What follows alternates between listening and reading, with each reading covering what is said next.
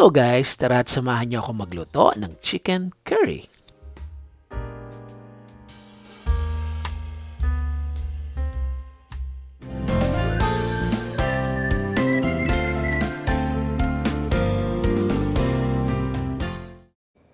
Maglagay na tayo ng cooking oil, about 2 tablespoons. Papainitin lang natin to. Kapag mainit na ang kawali at ang mantika, ilagay na natin ang ginger.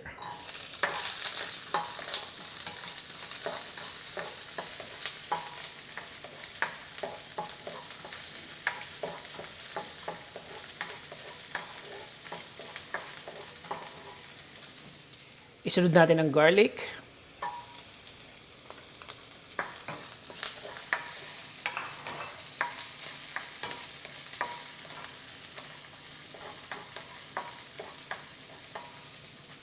At of course, ang onion. Yellow onion ang ginamit ko kasi ito lang yung available. Pero kung meron kayong red onion, mas maigi na yun ang gamitin para mas malasa. Isutay lang natin hanggang sa mag-moist ang garlic at ang onion. Next, 1/4 teaspoon black pepper.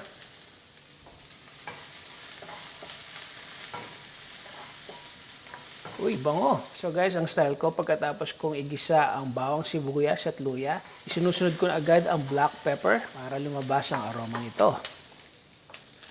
Alright, ang next nating lalagay, ayan, 2 tablespoon fish sauce. Uy, bango.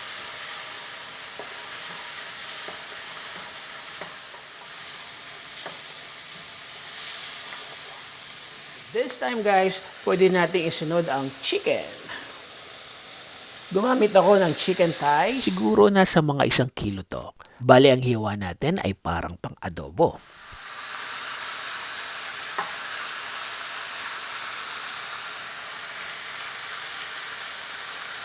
Ayan. So guys, wag muna natin itong haluin. Tatakpan natin at hahayaan natin itong mag-sear. There you go. Alright guys, after 5 minutes, balikan natin. Haluin lang natin. Guys, ang apoy natin ay nasa high setting, okay? Baligtarin lang natin para maging even ang pagkakaluto ng chicken. Nilagay natin sa high setting ang kalan para matuyo ang water na nanggagaling sa ating manok.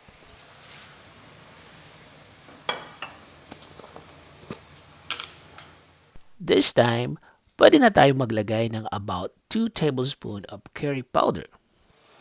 Haluin natin.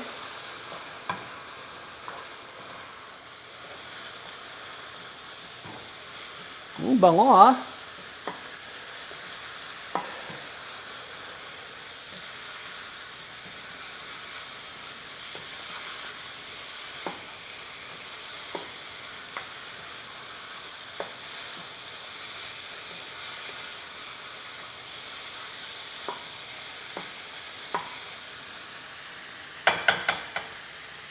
Guys, isunod na natin ang 1 can of coconut milk. Ito ay nasa 400 ml. Ayan. Haluin natin. Haluin lang natin itong na maigi para ma-incorporate lahat ng ingredients na ating ginamit. Bago natin ito takpan, lagyan natin ng bay leaf. Siguro mga 3 piraso to. Alright. Isisimmer lang natin ito ng mga 8 to 10 minutes. Pero bago yon, babawasan natin yung apoy. Medyo slow cook ang gagawin natin para hindi mabigla yung chicken. Guys, check lang natin.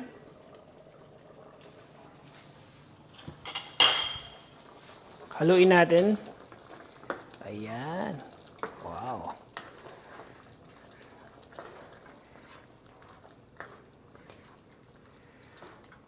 Bango.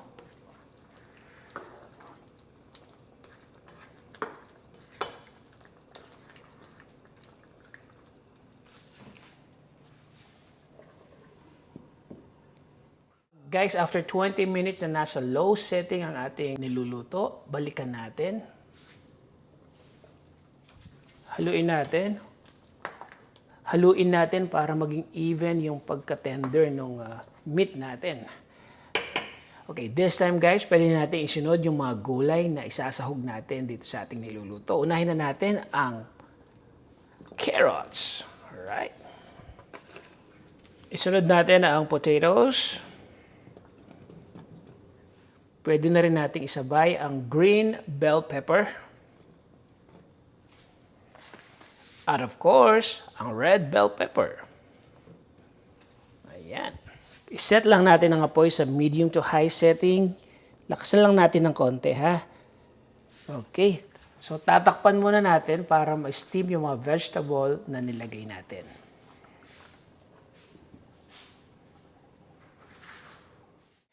Balikan na natin, guys. Hinaan lang natin yung apoy at haluin natin. Yeah, wow. Okay. So this time guys, wag na natin itong takpan. Lalakasan natin yung apoy para mag-render lalo yung fat na manggagaling sa coconut at dun sa chicken. Okay. Nasa high setting na to.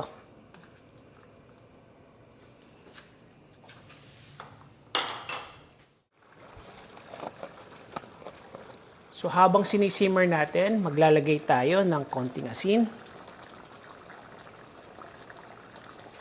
Tapos haluin natin.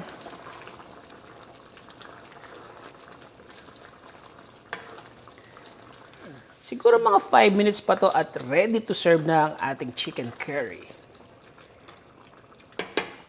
Okay guys, bali luto na to. Titikman lang natin kung okay na yung lasa or may kulang pa, ha? Tikman natin.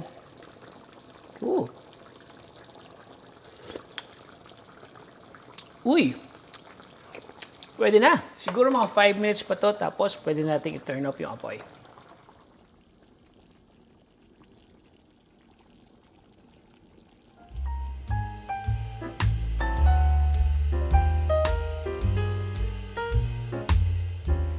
Sana ay nagustuhan nyo ang ating niluto for today at kung meron kayong gustong i-request na recipe, just comment down below. Si Jeff Simon po ito at maraming salamat po sa panonood.